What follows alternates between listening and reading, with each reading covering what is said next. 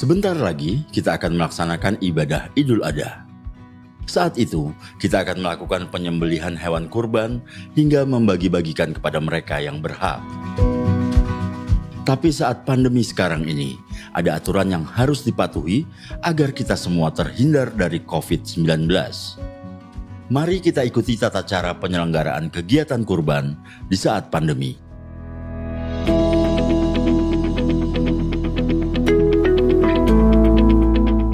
Dari rumah, petugas pemotongan wajib memakai masker dan menggunakan baju lengan panjang.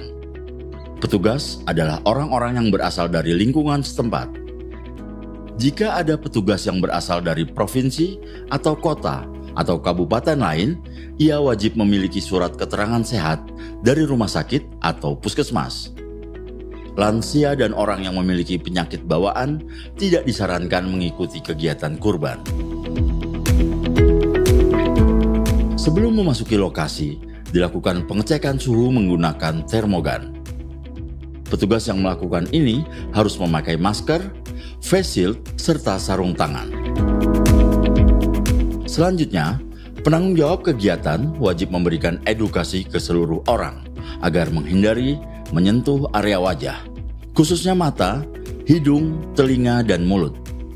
Mereka yang mengalami gejala seperti demam, nyeri tenggorokan, batuk atau pilek dilarang masuk ke lokasi. Setiap orang yang dinyatakan sehat harus mencuci tangan dan atau menggunakan hand sanitizer di tempat yang telah disediakan. Hand sanitizer harus mengandung alkohol minimal 70%. Lokasi atau tempat pemotongan hewan kurban telah mendapat persetujuan dari dinas yang membidangi fungsi peternakan dan kesehatan hewan setempat. Kegiatannya pun hanya dihadiri oleh panitia dan petugas, serta dalam jumlah yang terbatas.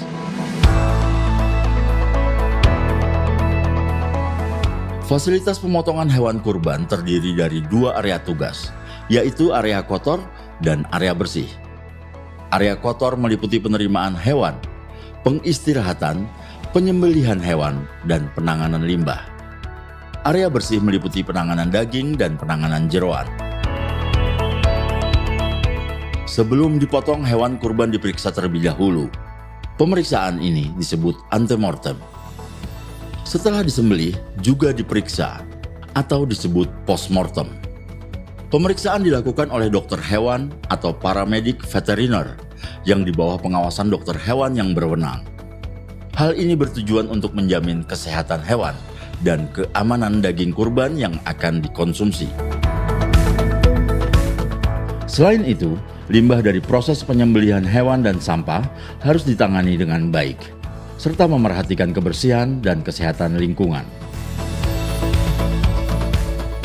Semua petugas wajib membersihkan dan mendisinfeksi peralatan kurban sesering mungkin.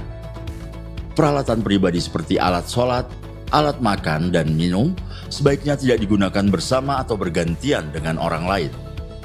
Perhatikan juga etika bersin, batuk, dan meludah.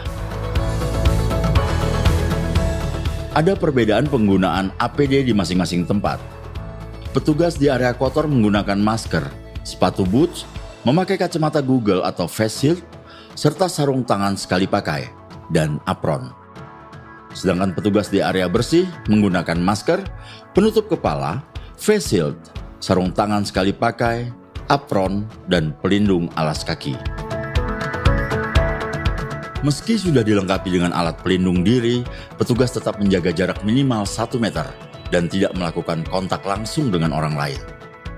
Di area kotor, petugas tidak boleh berkerumun. Sedangkan di area bersih, petugas penanganan daging dan jeroan tidak saling berhadapan.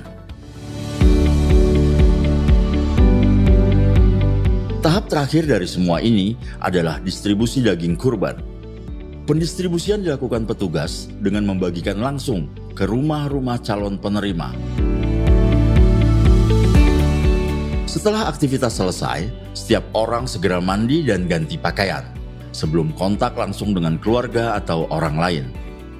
Inilah aturan yang harus kita jalankan bersama agar semua bisa menjalankan ibadah kurban dan terhindar dari wabah. Selamat menunaikan ibadah Idul Adha.